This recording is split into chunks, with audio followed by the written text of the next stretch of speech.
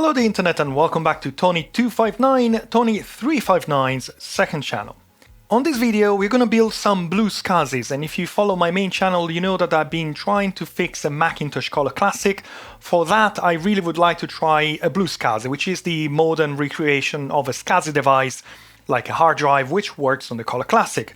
So I've got here some PCBs which have been manufactured by PCBWay, the sponsor of this video. Thank you very much PCBWay, we'll get to that in a minute. But because of that it's going to be kind of boring, just put something together and yes, it works, if it works. Today I've got this little tool here. It's a mini preheater, and I do have a preheater myself. So you might be wondering, why do I need another preheater? Well, the preheater I've got is like a full-size preheater. It's big, it's bulky, and for just a board like this, which is very small, it feels a bit overkill. And when it's then hot, you can't just store it away. You have to let it cool first with power connector because it has a fan inside. So I saw one of these ages ago. It had a different name, and went online to try and buy it, and it was very expensive. I thought, right, I really don't need that. I can do with my main preheater whenever I need it. But then I saw this thing, I think it was on Northwest Repair's channel. If you don't know Northwest Repair, take a look at the channel because his repairs are just incredible. And I had a look online and I found it for like £20, which is like asking for trouble. I mean, when you buy something like this, which is mains powered from AliExpress for £20, the question you're asking yourself is, how dangerous is it going to be?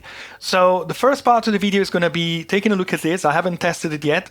We're gonna test it, we're gonna open it to see how dangerous it is, and we might need to do some modifications to make it more safe, and we're gonna use it as a preheater to build our BlueSCSI. As you can see, it's the perfect size, and you might be noticing that I didn't go for the partially assembled PCBs, the ones with all the small seeds, as the people call them. So it's completely unpopulated, and I have here a box full of parts. So that's me being masochist, because I want to try and see if I can do that by myself. Obviously, it's gonna take quite some time to match all those components to all those little bits. I'm not going to use the soldering iron, I'm going to use solder paste. That's why I have the preheater, because then you preheat everything at around 150, 180 degrees with maybe a little bit of hot air, and it should work. I never tried them myself, so who knows? So the first part of the video is going to be taking a look at this mechanic preheater, testing it. I haven't really tested it myself. Fixing it. I suspect there will be something to fix. I mean, there's a missing screw here as a starter. That wasn't me. So I definitely want to take a look up inside and see what's inside. And second part, we're going to actually put this together. I've got the Raspberry Pi as well that goes with the BlueSCSI and the 25-way connector as well. That's going to be the second part. So if you're interested, keep watching. If you just want to see me struggling with the SMD components on this board, on this PCB, just jump to whenever the chapters underneath says that I'm starting working on this. So first thing first, I don't want to even test this, and I'll show you why. Well, let's begin with saying that the thing is missing a screw, so obviously I want to make sure that there's nothing else missing inside. The other thing is this. So this is a mains powered machine. It's the 220 version. It says here 220, and it comes with these mains wires, which number one, they don't work in the UK. So as a minimum, I need to change the plug to a UK one. It comes with a little switch here, but then it's got this yellow connector. And the trouble with this yellow connector is I don't think this is rated for mains. No, I'm not expecting this to damage anything or anything. Well, it might damage me because obviously I don't know how much you can see that. But this thing, I mean, if this was plugged in and I just touch it with my bare fingers, I would probably be electrocuted. So that doesn't feel like the proper connector for the task. I think these are used for like batteries. I think are used for like solar panels, batteries which have like reasonable amount of voltage, but not mains voltage. So I mean, I don't know. Either I replace it or what I was thinking is just I plug it up and I just seal it with hot glue and never remove it. I don't know, but we'll take a look inside. The other thing is this is not grounded, obviously, because this is a 2-pin connection, and obviously it's a 2-pin mains plug. I mean, the case is made of plastic, but the plate here is in aluminium. I don't know. Let's open it up. Let's see what's inside, because honestly, if it's really, really dangerous, I might not want to use it.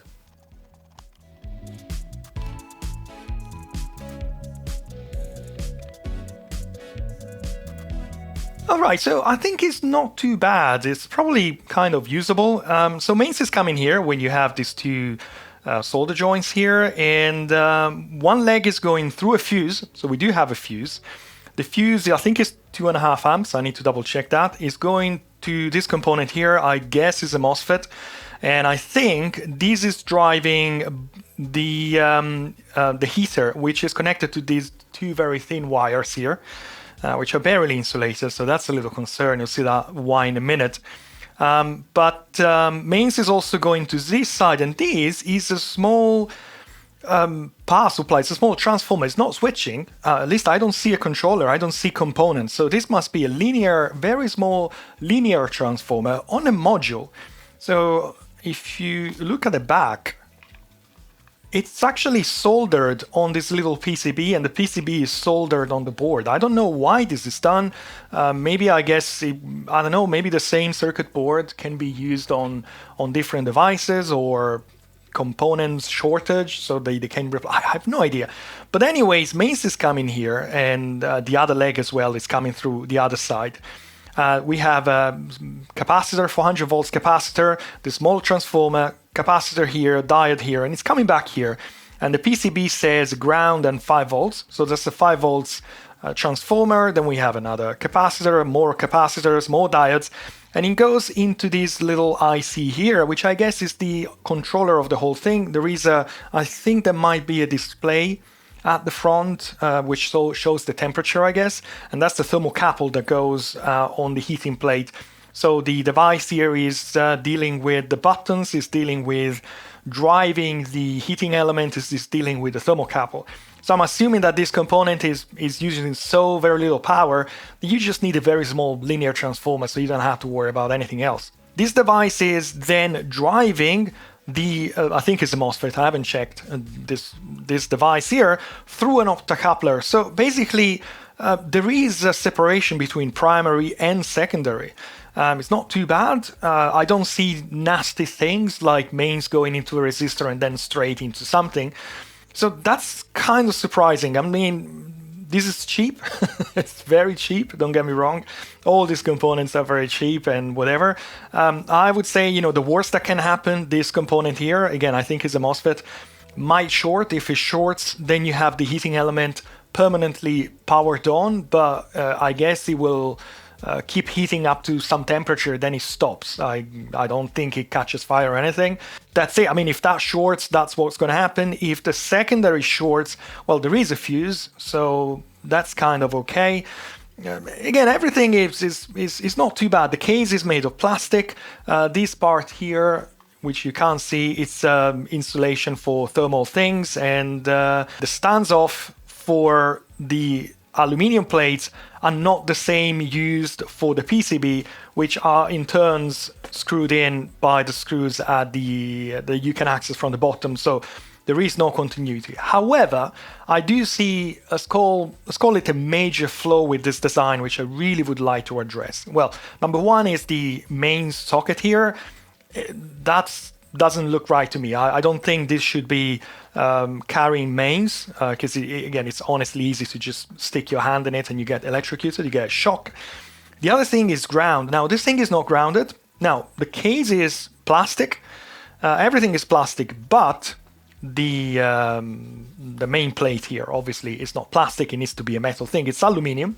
Now, if you look from this side, you can see that you have the thermocouple going to the heating element, actually screwed on the plate itself, and then you have the power going to the heating element, which looks like ceramic heating elements. Fair enough, but these are carrying mains.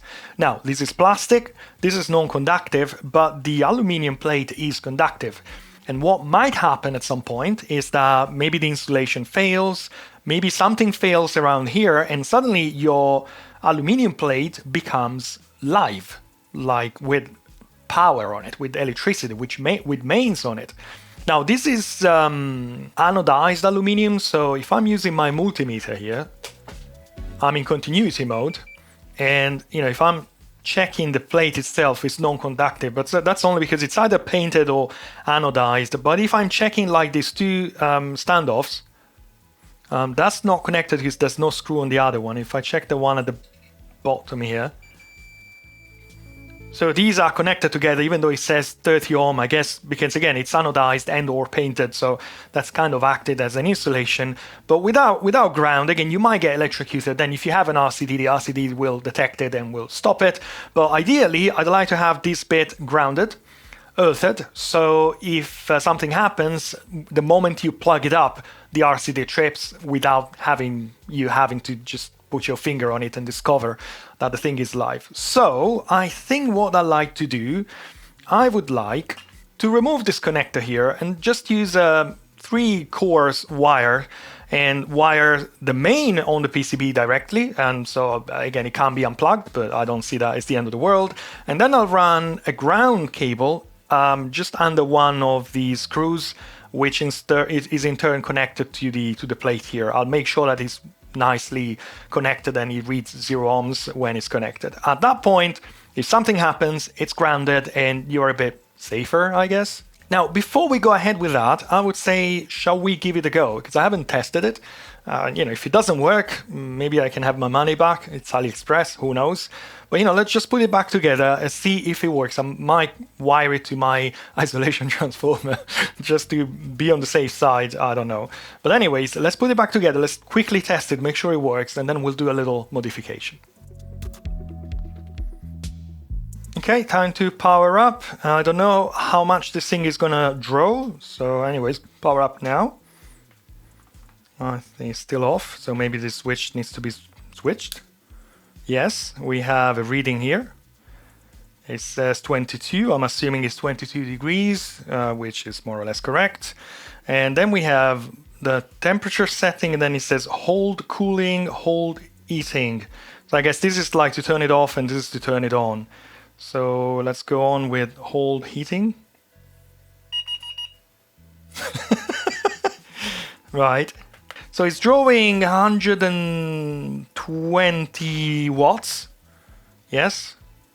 Yeah, it's working. It's definitely working. Yeah, 113 watts, 112 watts. And this is now reading 40 degrees, 43, 44, 45. Yeah, it's taking its time, but it's fine. It's a nice little thing that sits on your desk. You don't have the massive preheater in the way every time. I really like this. Let's see with temperature sensor if the temperature is roughly there or if it's wildly incorrect. Right, you can probably read the temperature. It says 88, and my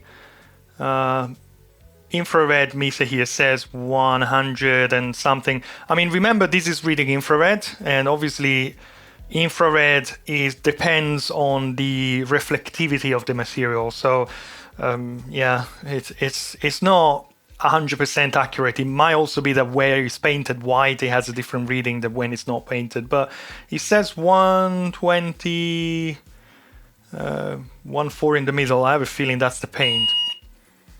Okay, that means it's got to the 120 degrees temperature. Well, it says 118. And the sensor is on its side. So 119, 118, and in the middle, yeah, it's actually, assuming this is working on the surface, it's actually pretty accurate. Yeah, it is hot. Interesting. Let's see if I can get like an IC, like a PCB or something where we can remove a component from it. Well, I got this memory module. I think it's perfect, and it's not working. Well, this IC is missing already. So we can try and see if this works. I will give it a little help with some hot air, but the idea is that I'm setting this to... Oh, this is going up to 10 degrees. It's totally fine. So let's set this to 190 degrees. Put this on top. Bear in mind that when you are preheating PCBs, you should really preheat the whole PCBs, because now these will warp inevitably, because this is cold and this is hot. So again, it's a test, it's fine. Yeah, PCB is reading already 110, 120, so this works pretty well. Let's turn on some fume extraction here. Okay, well it says 190 and it's reading 183, 186. Yeah, that's fine. So I'm assuming that I don't know whether this is lead free or not. Probably not, but I'm assuming that just giving a little help with my hot test station, which is set to 300 degrees, it should work. Yes. Oh wow, look at that. Oh, I love this thing. I love this thing. It really just needs a little something, because obviously the IC is going to be colder than everything else.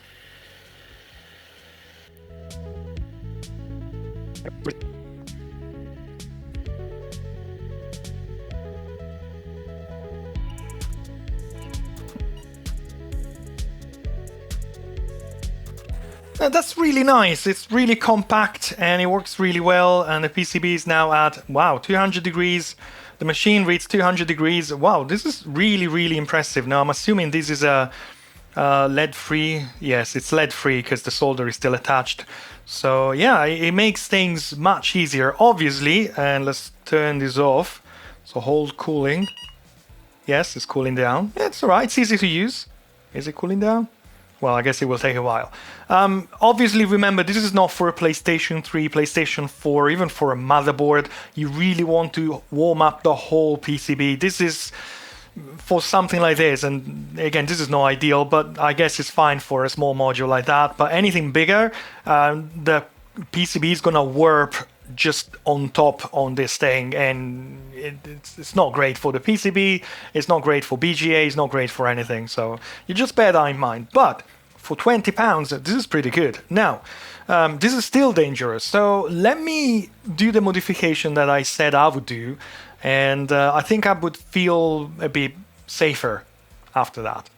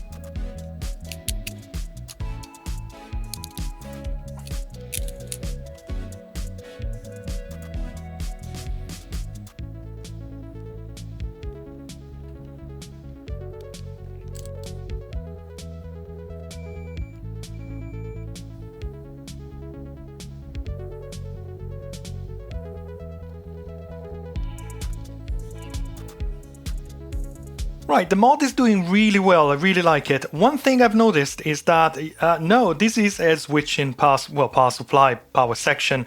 I didn't notice that we got some ICs under the capacitor. We got two ICs, so obviously these are the switching controller. Let me pull this up a bit more. There you go. So you should be able to see them now. And obviously, yeah, that was too small for a linear power supply, even though maybe that's all that little IC needed, but no, it's definitely a switching supply module, which is pretty cool. But once again, it's properly insulated, got primary, secondary, so yeah, it's small, but cool.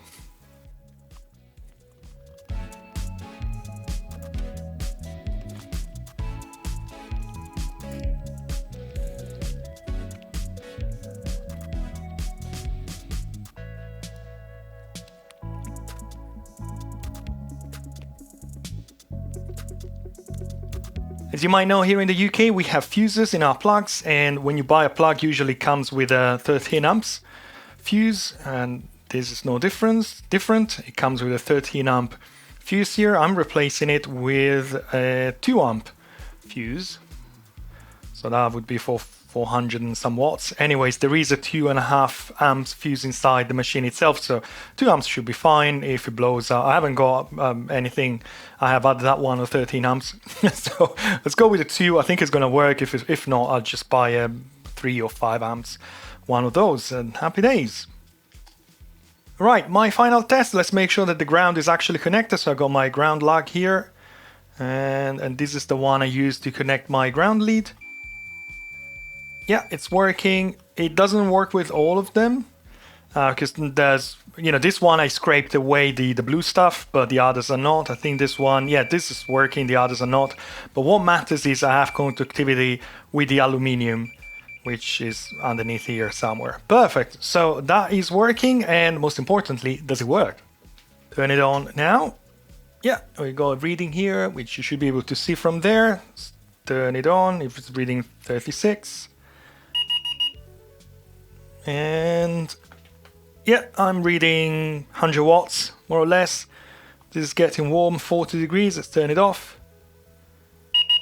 Perfect. Cool, it's working. So happy days. I really like this thing, and I'm happy that I made it a bit safer. I left these socket here in place. It's really not connected to anything internally. If I had removed it, then I would have had a hole in here that I would have had to tape, which is probably the same. I can either tape it, or I thought maybe I can fill it up with some glue or some sort of silicone, that kind of stuff. But it's disconnected internally, so that's no big deal. Do I recommend this thing? I don't know, because I haven't used it. Just if you buy it, just bear in mind that it comes with no ground, so yeah, ideally you really want to ground it. I really see that as a long-term safety issue, let's call it that way. Right, so I think I've got everything I need for my BlueSCSI. I would say let's start with find some documentation, because obviously I have lots of small bags. The components are very small, and the challenge here is going to be to find what goes where and not lose them everywhere, and and slowly but surely have all the components in there. So let me sort everything out, clean this mess, and we'll start with the BlueSCSI. For the BlueSCSI, I'm going to use this amazing interactive BOM bill of material that I found online. It's just amazing. You can just over on components with your mouse, and the page is telling you what component is that and which other components of the same type are around the boards. So I'm going to set up my camera, zoom it as much as I can, fix the board with something, and then I guess I'll start putting it together, and well, I guess I'll see you on the other side. As I mentioned in my intro, the PCBs for this project were manufactured by PCBWay. How did I do that? It's very easy. Just go on the main page for the BlueSCSI version 2 project and you download the Gerber files. These Gerber files can be uploaded on PCBWay.com. The process is very easy. I just selected the blue color, BlueSCSI, so it has to be blue. If it was yellow SCSI, then you can get yellow boards. Select the postal service and the PCBs will be delivered at your place. Now, I know that I've been doing this PCBWay commercial quite a few times, but I've been thinking that since we started our collaboration, I really never had to complain about the PCBs. The PCBs are always perfect, never an issue with the solder mask, with the dimensions, the cutting, the service, anything. So honestly, besides that they sponsored this video, I'm actually happy to recommend them for all your projects. And I'm sure that one day I will end up using the other services that PCBWay are offering, like 3D printing, for example. I have a few things on the top of my mind, and I think one day you will see something 3D printed by PCBWay.com. And if you need something, take a look at the website and explore all the services that they can offer. Take a look at PCBWay.com, the link is also down below in the description, but let me take a moment to thank PCBWay for sponsoring my videos. They help make these videos possible. Now, let's go ahead and continue with this BlueSCSI.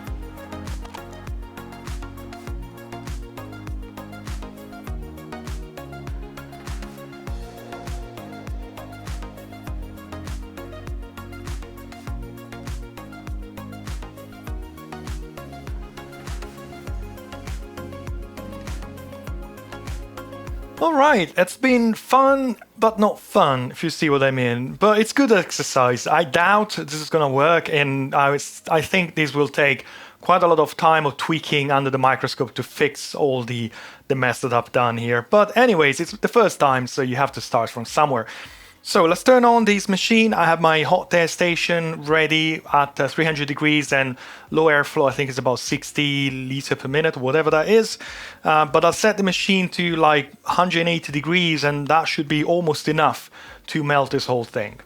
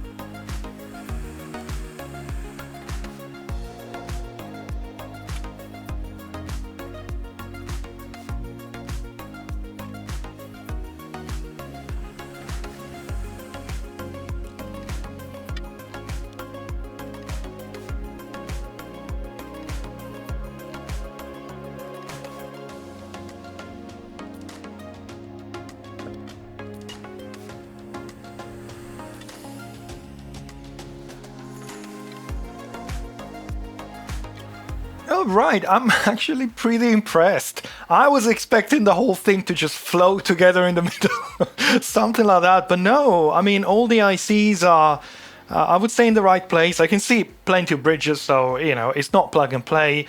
Some resistors, as you notice, they just got together, but it's actually pretty easy to just separate them with tweezers, and it's easy to just add a little bit of extra solder paste, a little bit of hot air. I mean, I really like this tool as a tool because it's amazing. You can work on it, you're not burning yourself, you don't have the big preheater. So yeah, absolutely. Definitely, if you do this kind of things, I do recommend a small preheater like this, not necessarily this one. Again, I used it for the first time and I had to mod it anyways, but it's great. So let's wait until this thing's cool down, and then we'll move it under the microscope. We'll fix all the bridges and things and anything, and then we can solder the Pi, we can then solder the connector, and then we can test it. Right, okay, so the BlueSCSI is under the microscope, and obviously, as expected, there's quite a lot of bridges to fix. You can see that here. You can see this, the whole chip is bridged. I was totally expecting that, and again, it's my first time, so next time I'll do better. But there's not too much, actually. I'm surprised that, like this one, for example, seems to be totally fine. Yeah, I think it just needs a little bit of retouch, and yeah, we'll move from there. So I'm actually using the little preheater here. I think I want to give it like some degrees. It might help a bit with reflowing and everything, and then we'll move from there. So now this is set to, oh, this is loud. Let's do 100 degrees, so, you know, nothing too horrible. Turn it on.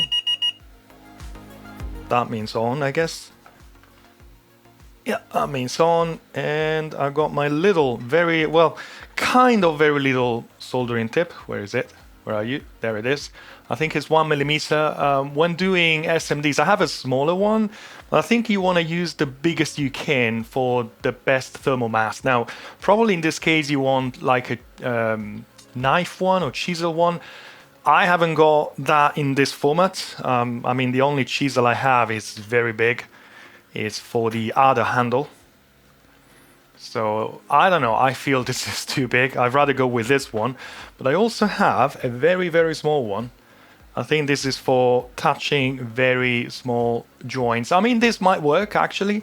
I don't know, I want to start with the bigger one because usually the bigger one works better.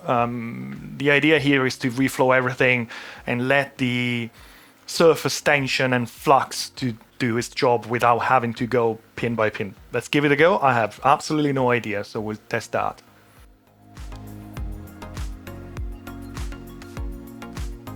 I can see there is quite a lot of small little bolts left over, so you definitely want to wash everything. Yeah, look, those little residues, they usually find of Chinese cheap PCBs, but no, this time this is mine. But yeah, this is working pretty well.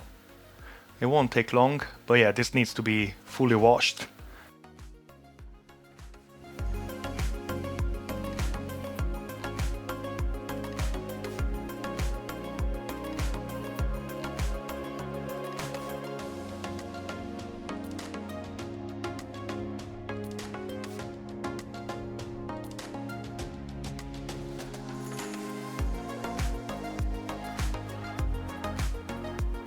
I'm actually surprised the SD card holder or reader, whatever that's called, actually soldered with no issues.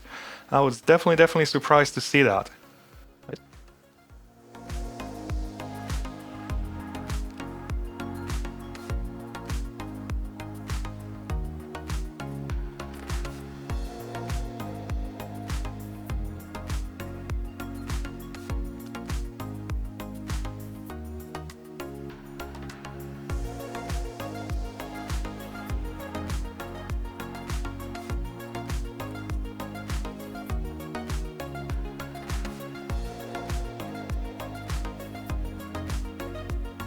Right, I think this is good.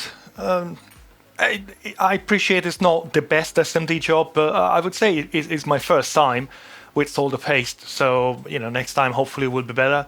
I think it's still faster than doing it by hand with the soldering iron. You just have you have a basic starting point and then you go and retouch everything a little bit to be on the safe side. I think I will wash it thoroughly, obviously get rid of all those little solder balls, make sure that all the components are oriented in the right way. The only thing I'm not sure about are the LEDs. I had to take a guess, but we will see. If the LED is the other way around, it just doesn't lit up, so that's not the end of the world. Then we can solder the Pi, we can program the Pi, solder the Pi, and solder the connector, the B25, and then give it a go and see if it works.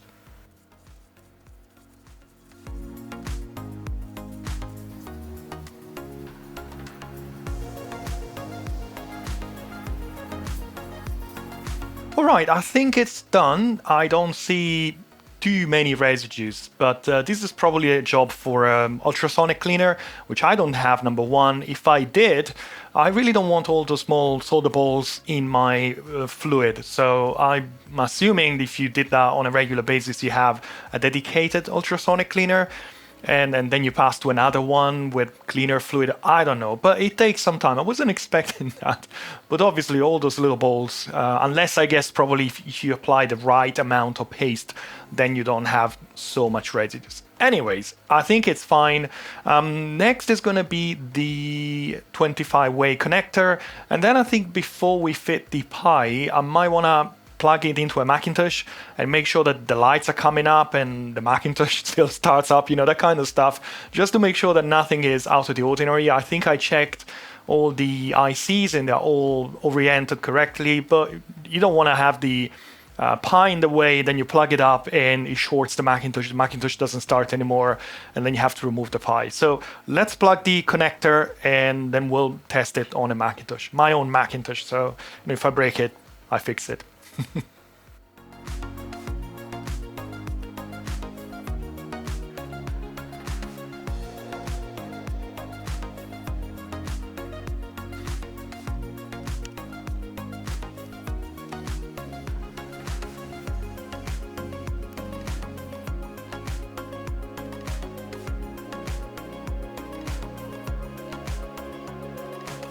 Right, okay, let's double check that we haven't got any obvious shorts. I had a look at the schematics. There's the number of voltages coming, running on this board, but the main one is 5 volts.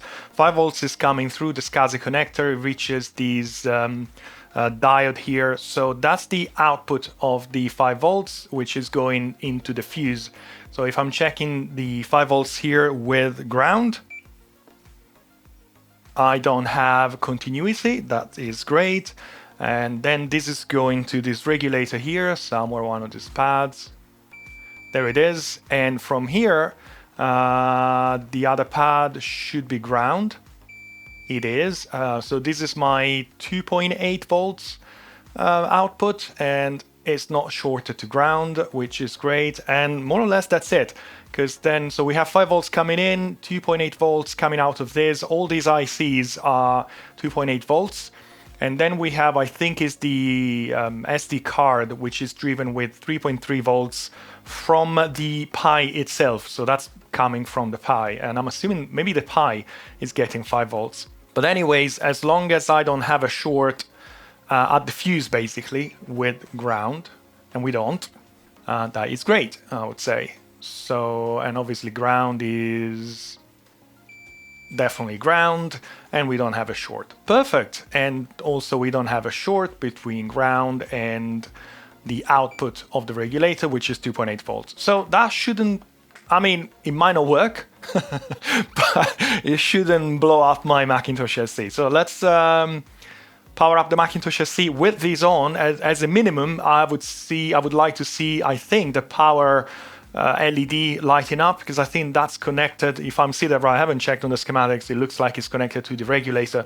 So at least we know we have 2.8 volts. We can check that we have 2.8 volts and make sure the Macintosh is still booting up, or at least trying to boot. Obviously not from the BlueSCSI because there's no Pi connected.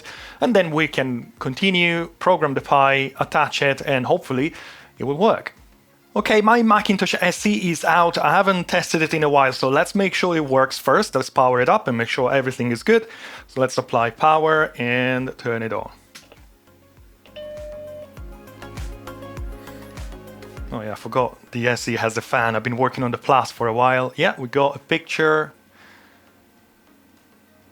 And we have the question mark. So this is working. I'm actually surprised because this was not recapped. So it's still working totally fine. Okay, let's power this off. Let's plug the BlueSCSI at the back, and make sure it still reaches the question mark and the LED is lighting up on the PCB. Right, I have to add a gender changer here because the posts here are clashing with the Macintosh. I think if you buy the BlueSCSI from someone and you get it plug and play, these are replaced with some screws. Now I don't have like a male female. I have male male and female female, so I'll have to add 2 gender changers. I hope it doesn't cause trouble. It shouldn't. So I have these 2 here, and this is male again, and it goes into the Macintosh after removing the posts, the standoff. Let's call it with the proper name. There you go. It's not elegant, but it should work. And yeah, it should work. I hope it does. All right, ready to power up. I'm expecting the LED on. That's it. It obviously won't do anything. 3, 2, 1, go. Yes, we have it. This is booting. I mean, it's doing something. And I'm hoping to see a picture, which is great. Sorry, there's a little reflection on the screen. No smoke so far, which is great. And we have the question mark. Okay, that's definitely good news. Let's double check that we have the voltages we are expecting to see. So I'm expecting to see 5 volts here. 3.7. Why 3.7? Okay. Why 3.7? That's not what I'm expecting. And obviously we have 3.7 coming here, and what's out? And 2.8 coming out. Okay. Is it possible that this is running at 3.7? I don't know. I'll have to check that. But this is coming directly from the SCSI bus. It's coming from here. Oh, 4.1. Oh, okay, fair enough. We got 4.1, which is kind of low, coming from the Mac. And then it's going through a diode. So obviously the diode has some voltage drop. And we got 3.7. Yes, that makes sense. My only concern is I think the Pi is a 5 volts unit. I need to check on the schematics. Well, I had a look at the specification for the Pi Pico, and it can run between 1.8 and 5.5 volts. And the voltage of the Pico here, I think is coming on this pin here. And maybe not. Yes. It's getting the 3.7 volts that we could see after the diode here. There it is. So it should work. As long as everything else is 2.8, which is correct. The Mac is posting, let's call it that way. I mean, it's happy, there's no smoke, and we have a reasonable amount of voltage for the Pi. I think this is gonna work, and I guess we can flash the Pico, the Raspberry Pi with the appropriate firmware, and then we can install it in there. I think we can do that afterwards anyways, but you know, let's make sure that the Pico works and accept the firmware, and then we solder it on the board. Flashing the Pico with the BlueSCSI firmware is super easy. Everything is detailed into this webpage, and all you need to do is download the file, plug the Pico into your computer. It will show up as a USB drive, and then you just drag and drop the file on the Pico. The Pico will reboot and update, and there will be a log file as well to double check that it went to that software, and that's it, and it's done. And then you can solder it on a BlueSCSI. So let's do this now. Let's plug the Pico here. There are no lights or anything on the Pi, but a drive has showed up on my Windows computer. So all I need to do, I downloaded this file here previously from the website, and I just need to drag and drop it here, and the Pi should restart at some point when it's finished with the transferring. Yes, it's disappeared, it's flashing. It should come back in a sec. Well, the Pico hasn't come back to life and it's flashing 5 times. Let's have a look at what that means. Right, surprisingly, I'm struggling to find the meaning of that flashing. It's 5 times. This is from the raspberrypi.com page, and long flashes, it goes up to 4. Short flashes, yes, there is a 5, but it should be preceded by a 4 long flashes. So I don't know what that means. I can't find anything online that suggests 5 flashes, so I'm a bit stuck in here, but it looks like my flashing didn't go well, which is not great. Well, I guess the only thing I can try is to power cycle it. I don't think I'm gonna break it even more. It's kind of dangerous, but let's try that. Nope. Still 5 flashes and nothing happens. So that's not great. And unfortunately, I don't think it's being recognized anymore. No, it doesn't show up as a USB drive anymore, so I can't send another firmware. So I think this is bricked, as in I'll have to recover it somehow. It should be recoverable, but yeah, I'll have to look into that, I bet. Okay, so I withdraw what I said. It's totally easy and very simple. Right, I had forgotten a very basic step. It says download the file, then hold the button on the Pico module while connecting the USB cable to your computer. So let's try this again. So I'll hold the button here and connect the Pico to the computer. Ah, yes, it's come back. Perfect. So let's try this again. Let's transfer the file here. It's transferring.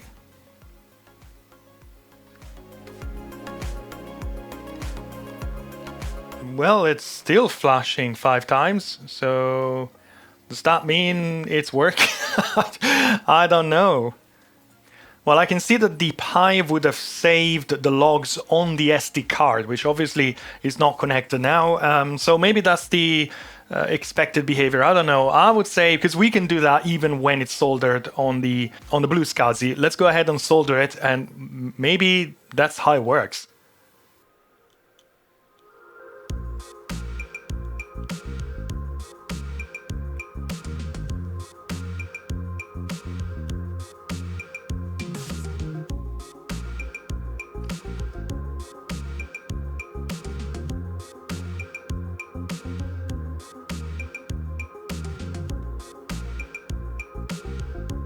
I'm reusing the SD card of the floppy emu. It doesn't really matter. I have this file here. It's a pre-installed volume of 608. You can find it from the internet. I'll put a link down below in the description.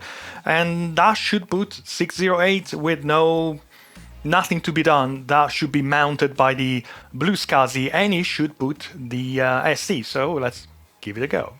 Right, I'd be very surprised if this just worked straight out of the preheater. Let's put it that way. Let's give it a go and see what happens. 3, 2, 1, go. Yeah, we have activity. It's not flashing, which is good.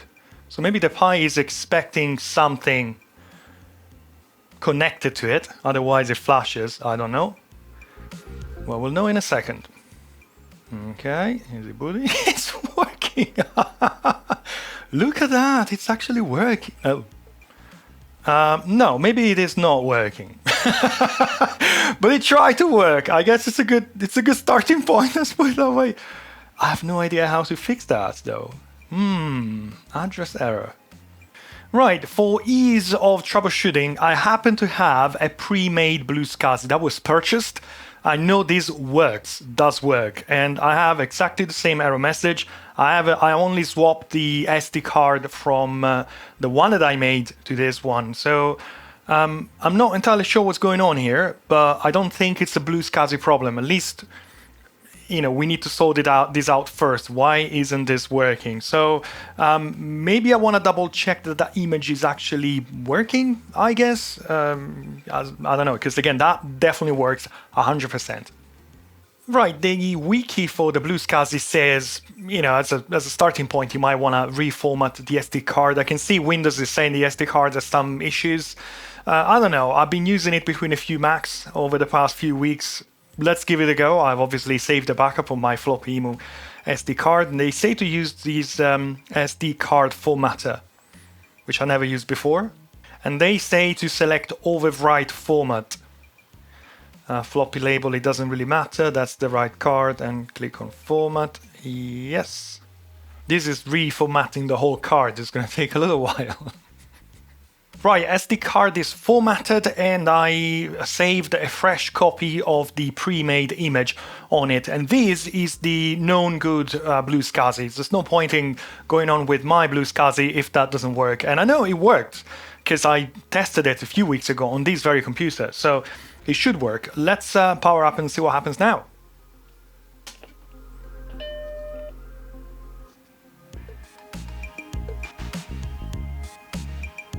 Right, still not working. So now I'm thinking maybe those 4 volts that we measured, it's an indication that the power supply in this Macintosh SE has dropped a bit. It shouldn't really read 4 volts, so maybe we actually have 4 volts going to the motherboard, and you get that kind of stuff. So again, I know this should work. I tested it weeks ago. And so I'm blaming the Mac now, I'm not blaming the BlueSCSI, definitely not that one. So let me open up this machine a moment, let's measure that voltage and make sure it actually works. Okay, the Macintosh is on a side, I've got one of my leads connected to ground, which I can confirm from here. Yeah, and I don't have the pin out here, but again, it should be +5, -5, +12, -12, something like that. I'm expecting to see a 5 volts at some point. If I see a 4 volts, well, then we do have a problem. Let's turn on the Mac. 3, 2, 1, go.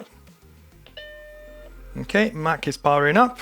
Move it to voltage, and let's see what we got. Well, we got -4.9, -5, which is good. -12. Which is okay, it's never super accurate. 12 volts. And the 5 volts, it's on the low side. I think it makes sense that we were reading 4.4. Well, it's kind of okay. I guess there must be a diode in series with the SCSI controller, with the SCSI connector. So from 4.9, it should actually go to 4.2 maybe, not 4.0. Actually, if I now look at pin 25 of the SCSI output, which is the 5 volts output, I'm basically getting the same voltage, 4.75 instead of 4.9. Yeah, that makes more sense. So why am I getting 4 volts at the BlueSCSI? And that's the same with the good BlueSCSI, by the way. So it's not my BlueSCSI. This is kind of weird. Yeah, I mean, the voltage drops to 4.0 with the BlueSCSI plugged in. What are we getting here on the power supply connector? So, no, I mean, the power supply is still okay. I mean, it's on the low side, 4.7, 4.8, to be honest. So maybe all this Macintosh needs is a little tweak for the 5 volts. I'm kind of surprised that the BlueSCSI is causing so much trouble to this poor Macintosh SE, to be honest. It's not recapped, so maybe that could be a reason. But yeah, I'm getting 4.8, and as a consequence, then I'm getting 4.0, which is, yeah, it's kind of a low side. 4.1 at the BlueSCSI. Oh, it's booted. This time it's worked. This time it's worked. you can't see it. It's put it on the desktop while I was testing it. And this is the working BlueSCSI. So yeah, I have a feeling it could be that just too low voltage, and it's just basically there, and then it doesn't allow the system to boot up properly. Since it's kind of working, I haven't got the mouse connected, unfortunately, so I'll have to switch it off. I'll try my BlueSCSI and see if it works. It's, you know, this is a video for the BlueSCSI. It's not to fix the Macintosh SE. So let me turn this off, transfer the SD card to my BlueSCSI and see if that works.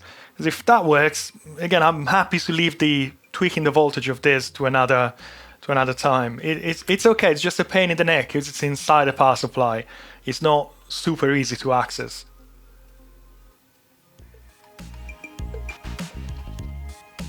Try this again. 3, 2, 1, go.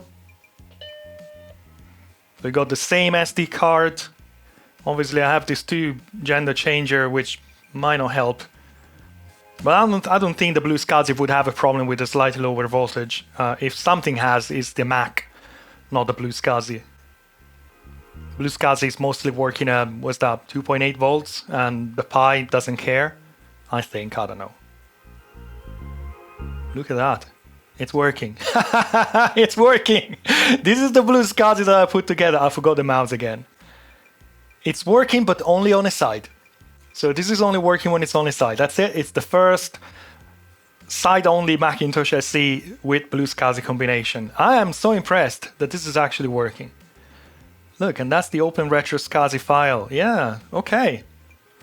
Well, I think I know what it was. Now it's stuck on the screen. All I've done, I plugged the mouse.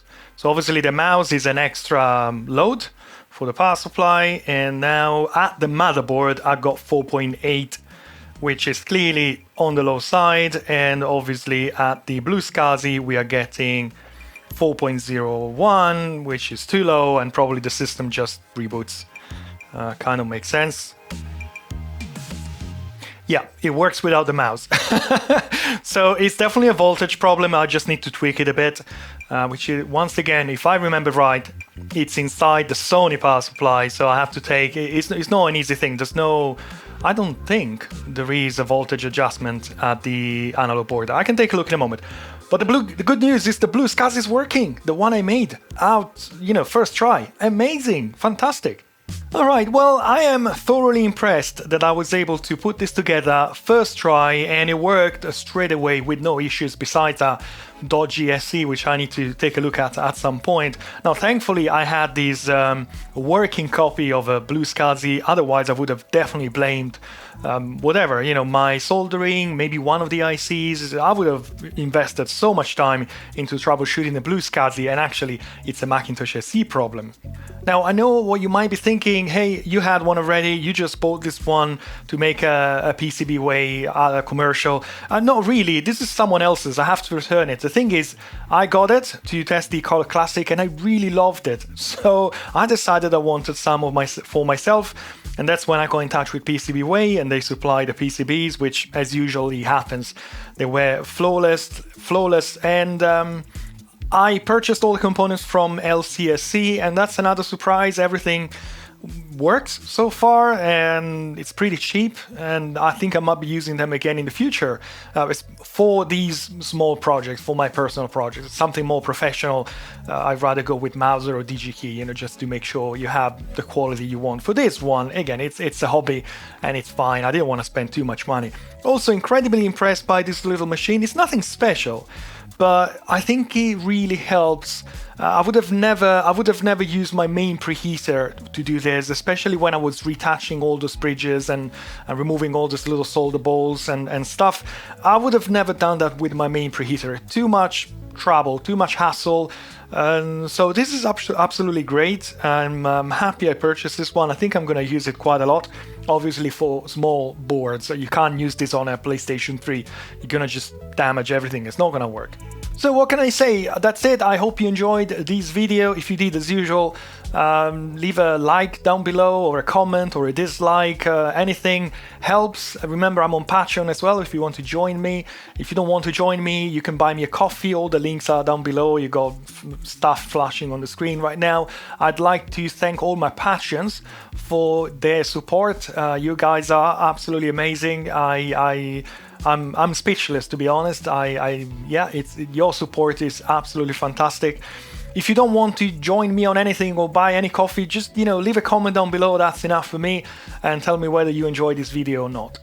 So that's it for today. Thank you for watching. See you next time on my next video, either my main channel or my second channel. Thank you very much. Goodbye. Bye-bye.